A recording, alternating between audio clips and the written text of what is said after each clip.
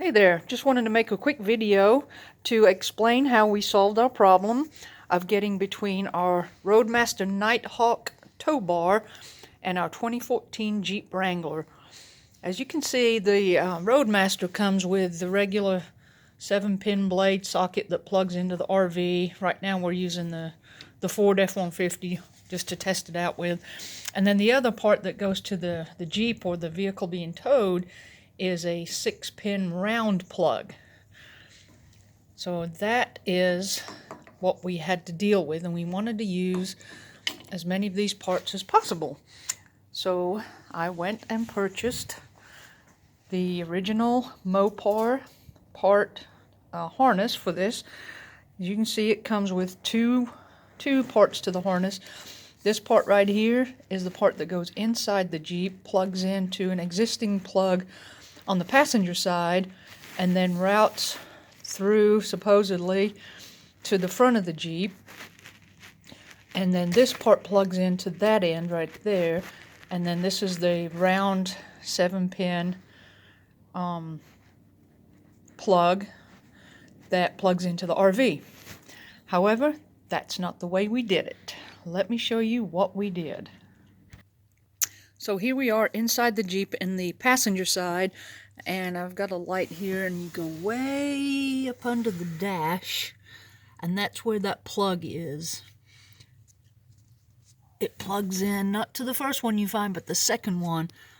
That is a pain in the butt to get to and plug in. We ended up upside down on the passenger seat, but then we just, once it was plugged in, we routed across underneath the middle console and out to the driver's side, where there's an existing hole in the sidewall. Let me show you that.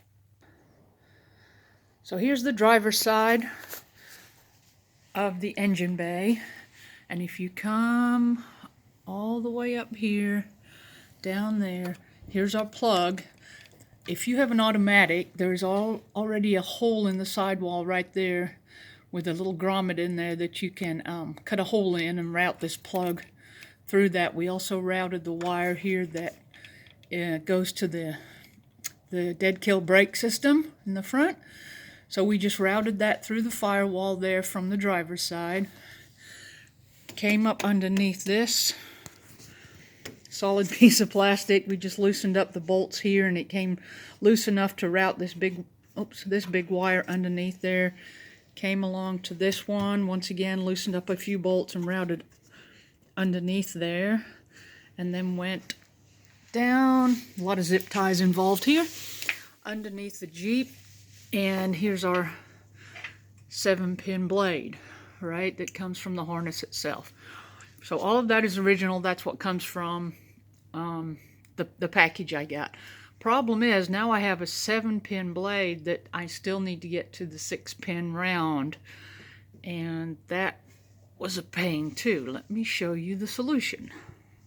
My solution.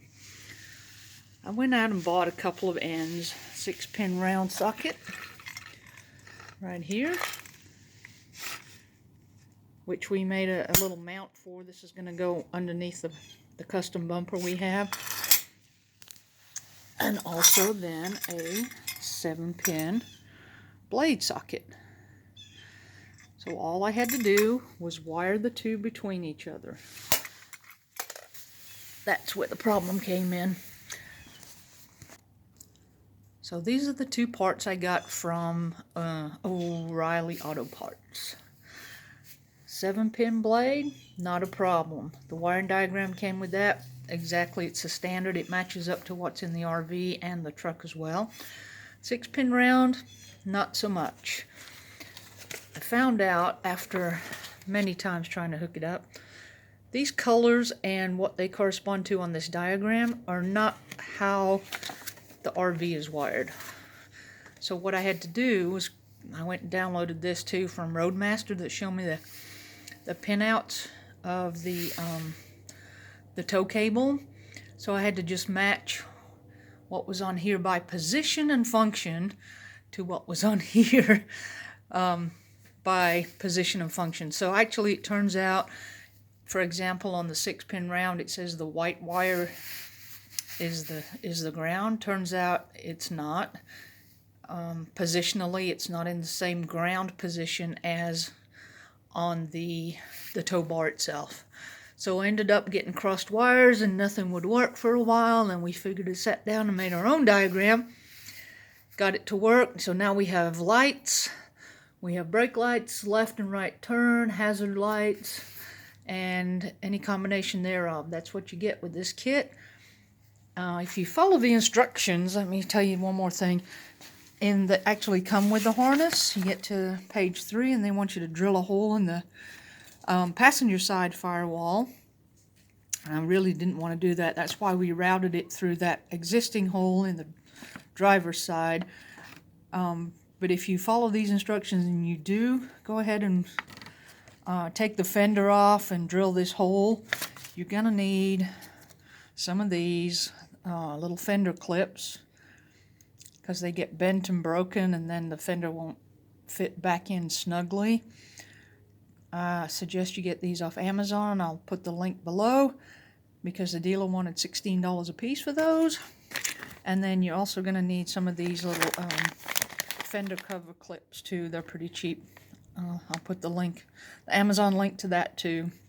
That secures the fender cover underneath the fender. Just covers things up, makes it look pretty. So that was our issue. That was our solution. Be happy to answer any questions. This may not have been the best way to do this, but it's what we did and it works. Cheers.